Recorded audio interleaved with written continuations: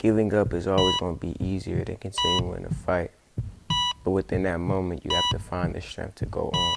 It's going to come a time when you reach rock bottom. Use that as your launch pad to build a new life.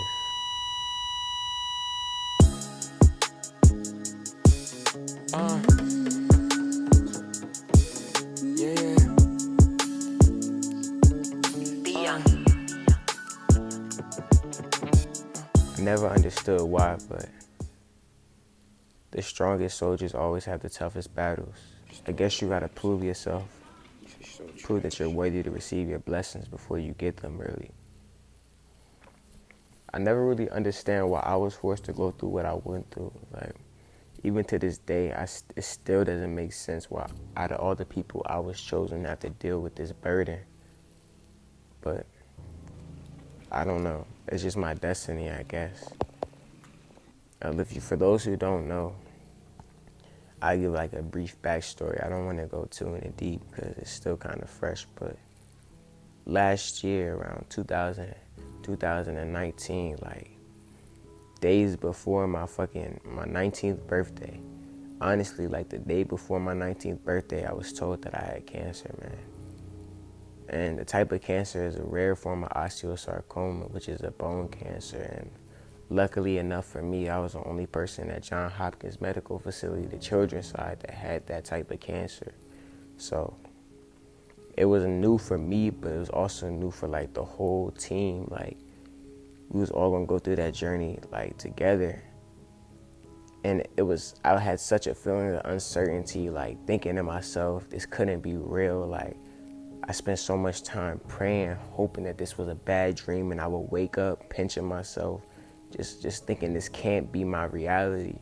But I soon learned that it was my reality and I had to deal with it. Like, you only get one life and this just so happens to be the shit I gotta go through in mine. Like, the whole process when I was at Johns Hopkins, it was rough. Like, the early stages of it, like doing all these tests, having different meetings with different doctors, different scans every other day, people telling me like the reality of what it was. Like, it was so overwhelming. And luckily I had music to help drown out like the pain that I was going through. Like, I wanted to be distracted from my reality, so I would find any way possible to not think about it. We'll be in meetings with doctors, and when they start telling me like how long the recovery is going to be, it would be too much to listen to. So I would just have to put my headphones in and just tune it out, because at that point I wasn't ready to deal with the reality of my situation. That's just crazy, man. But when we first started with the chemotherapies, I still remember to this day, like after the first one, I thought it was pretty light. Like, I've only thrown up, I can count how many times on two fingers how many times I've thrown up. And I only threw up one time during the whole chemotherapy process. And it wasn't even because of the chemotherapy, it was because I took some nausea pills on an empty stomach, and that shit came up, called me lacking. But other than that, I refused to go like that to no chemotherapy. I just couldn't do it. I didn't allow myself to do it. It wasn't an option, really. Like, I still remember though, after the first treatment, like the feeling of waking up and slowly starting to see pieces of your hair on your pillow, that shit is something I hope nobody has to feel. Like, that's a different type of feeling. Like, it got to the point where I could just literally just pull that shit straight out of my head. And that's when it really sat in, like, this shit is really happening right now. Like, I'm really living this shit, living a real life nightmare. That shit's hard, man. But as I was at Johns Hopkins, I found a way to keep going. Like, all I had really was my music. Like, these songs on Far From Dead project, like, this is all the music that I wrote while going through this process. It's a compilation of these songs that tell my story through the music. Like, it's what helped me keep going the whole time. Like, that shit helped me push through. Like, it was a way I can express my emotions, really. Like, it's so, like, I don't think you can understand unless you've been through something really traumatic and painful. Like, something to that degree. I couldn't even put it into words. Like, only way I can express how I'm feeling is through the music I'm writing. And like, I would write songs that lift my mood. Like, you can ask any of the nurses there. Like, I was always writing music. As soon as I got out of the tumor removal surgery, the first thing I did was ask for some paper and a pencil. You could see that shit in the cover art. Like, that's real. Like, I didn't want to sugarcoat none of this shit because it's real. Like, as real as it can get, it got. Like, I had to live through this shit, and I just want to be able to share it with somebody out there. I just hope that they can hear what I went through, what I had to say, and they could resonate with them, it could touch them, help them get through their problems, really. I think the main thing that kept me going was, like, I had to focus in on, like, life after this. Like, I couldn't allow this to be the end for me. Like, I truly believe that I'm destined for something greater than I even know right now. So this to me was just a stepping stone on my journey. Like, I took this with a grain of salt. I realized that, like, if I can make it through this, I can make it through anything. And that this can't stop me. This cannot be the end. It will not be the end. You feel me? I kept that in the back of my mind the whole time as I went through this process.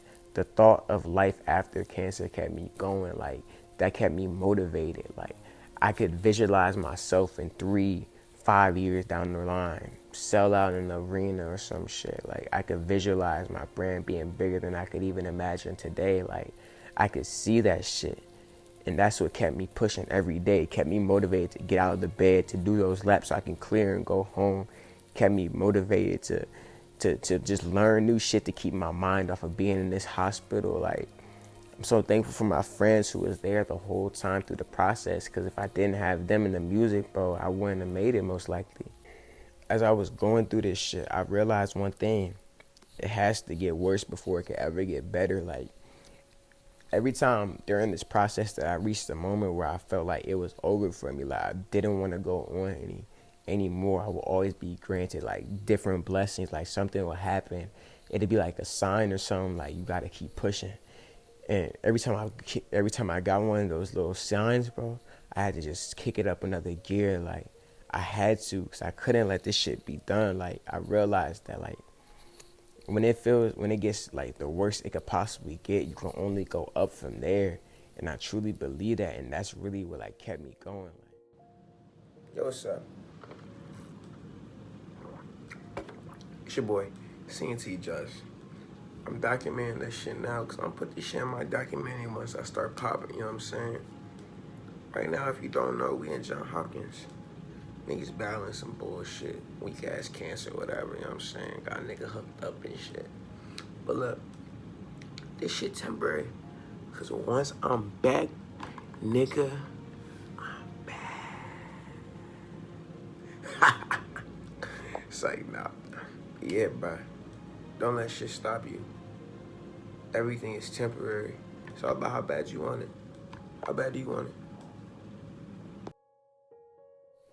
I know that right now it's horrible. It's horrible. Like, it was horrible. Like, but where I was then compared to where I am right now was 10 times better. Like, and I still got a long process ahead of me, but knowing that I made it through that shit, it's like, what could you tell me? Like, I feel like I've already walked through the valley of death, like, and I made it out on the other end.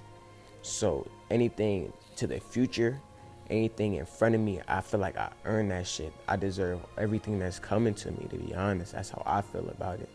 You can't let life win when you get hit with adversity. You can't let life win. You can't, bro. Because if I would have chose to just stay down, stay sick, stay mad, like fuck the world, and did nothing, I wouldn't be sitting right here today talking to you all right now. Like, I knew that this shit was temporary. I knew that if I make it through this shit, when I make it through this shit, the world is at my fingertips. Like, I couldn't go like that to this world, you know?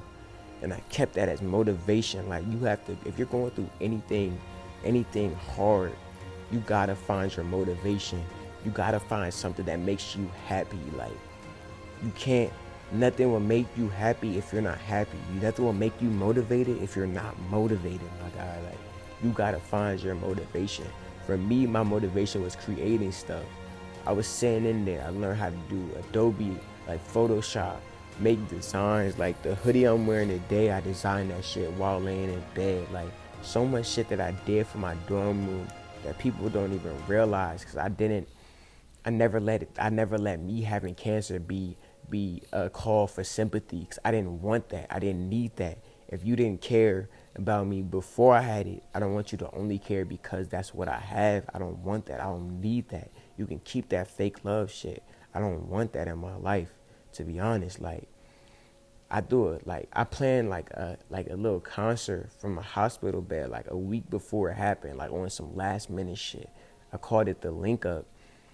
I had all like everybody I knew hit them up, all my artist friends, to see if they could pull up, because I really just I needed an escape, to be honest. Like, I needed to get my mind off of the chemo. I think at that point I was probably like halfway through, and that last half was hitting like bricks. I was not feeling that shit, so I needed an escape. Called my man Rel up and was like, yo, we about to throw a show. He was like, bet, help me do that shit. Hit up my artist friends, organized it. We did it in a dorm room at Morgan State, which probably wasn't the best idea, but it was all we had option. Shout out to the dorm, we got to do that shit in. But we made that shit happen, like, and really made it an event that people probably didn't think was gonna turn out how it would, but it was a great turnout for the first one, and it really inspired me to continue to have these and to continue to do shit. Like, while I was down bad, we was still outside, like, going to malls, like, not even just malls, we was making business moves, not all leisure. Like, we was getting clothes made for our grand contracts, did a couple of drops, got limited merch out. We was just doing anything we could, photo shoots, going to amusement parks, anything to help keep my mind off of going through that chemo bullshit. Like, and I commend my friends. I'm really thankful for them, because any way they could take my mind off of it, they helped to take my mind off of that shit. And if I didn't have them, bro, I don't know how I could have made it through. Like, they used to pull up to my crib and just, like, we used to make all types of songs and shit called the Just for Fun tapes, Just for Fun songs. We got like 6 of them motherfuckers, bro. And some of them joints, they cranked a little bit. I can't even lie to you. Smoking on gas got me feeling like I'm out in Lord. Niggas don't play when they slime, but don't wanna ride. These niggas just talk that shit. Been known to keep it on my side. My niggas for life. We smoking, we bout that shit. I run up a bank, then I ice my wrist. This girl Johnny Dang, I got me the bag, she gon' suck me the same. They're fucking with me back on minimum wage. These hoes who was sleeping up all in my face. Damn little bitch, get back. Damn little bitch, get back. You need to relax. I ain't really with chit chat. Go up back on the sex, then get it right back. Hot speed nigga won't catch me. Move too fast, I'ma pass a few laps. Stepping too clean when I'm walking, just fast. Stay with my niggas like at it and day. I'm playing shit fair, I ain't let shit slide. I feel when it's fake, I ain't need both eyes. I too low, so you know I'm big fried. Real nigga can't switch, I ain't playing both sides. If it's something, it's step like a miss. Murder the beat, white chalk, no steps. Getting the money was never an issue. Woke up one day in the base and we call it again. The labels been calling again. If I shoot it, the rim I switch. Name another nigga ball like this. Got enough, almost broke my wrist. We might have to like release them joints just so y'all can see what kept me going and what kept me motivated. Like, just trying to do anything, any new skill I could learn, I learned. Like, I don't think you realize when you go through chemotherapy, it's very straining on your body. Like, previously I used to work at like a restaurant, like be able to get tips every day, but when you're going through that shit, you can't be on your feet that long. You'll just be tired as shit, like, for no reason, just tired. Like, so I had to figure out I couldn't just sit around and be complacent and let everybody get past me. So I had to figure out how to make money online, and I was able to do that, luckily. And I ended up writing a book on how I did that shit for real. Like, just trying new shit. Like, eventually I hope to turn my experience into another book, but we gotta see how that shit goes. Like, but I honestly feel like I went through that shit for a reason. I was put on this earth for a reason. Like, I'm here for a bigger purpose, and I truly believe my purpose is to, like, just be like an example for other people trying to reach their goals. Really, I want to be the voice for the voiceless. Like, there's so many people who are going through like real shit, and like being at Johns Hopkins for like those 8 months really like opened my eyes to it, because my situation was bad, but it could be so worse. Like, there was kids younger than me losing whole arms, limbs and shit. Like, I couldn't even imagine losing one of my limbs that young. Like, that shit is crazy, and they go through it every day. I used to have to be there for maybe a week at the latest, at the longest. But some kids are in there for months, like 4 months at a time. Like, that shit is straining. Like to your parents, to like your family members, that's taxing on their mental health, when they're just stressing. I'm thankful for my mom because she stuck by me the whole time, anything I needed. Thankful for my grandma, like she realized she lives in Florida but came down here to be with me during that whole process. I'm forever grateful for that. Made sure they just did everything they could to make sure my situation ran as smooth as possible. And if I didn't have them, I don't know. Like, but to the families of the kids at Johns Hopkins, I just want to be able to be like an example for them, really, like show them that there's more than just these walls that they're in right now, and then this can be a life after this. Like, I know that I have to go hard because they're counting on me. I want them to count on me. I want to be that example for them. I want to set it so that way they can look forward to leaving that building and never having to go back. Like, every time I have to go back there, I still get an eerie feeling like, damn, I was just here like a couple of months ago. Like, that shit's crazy. And as I'm still growing, I'm not perfect. Like, I'm still learning how to be the best role model I can be. I still make mistakes. I'm still learning every day. But I feel like as long as I'm making progress every day, it doesn't matter if I'm not there right now. But I'm working to get there every single day of my life. And I want to be able to share that with my people so they can see it doesn't happen overnight. I hope to be able to look back at this like maybe 3-4 years from now and be in a position that I can only dream about, you know what I mean? And this could be like my blueprint, like this is like me stamping that it's gonna happen. And I really feel like with this project, Far From Dead, like it'll open the door to that. Like, this is probably my most, like, my rawest shit I've ever made. Like, I want you to be able to hear my pain in the music. When I say different references, you'll be able to refer back to this video or even look at the cover art. But it wasn't until I sat down with myself and really realized that this is my story. Like, no matter how like I try to like hide it, this is what I went through. This is me. Like, this project is me throughout. And I want you to be able to hear that shit. Like, I want it to be able to sit with you after you're done. I want you to be able to just think about it.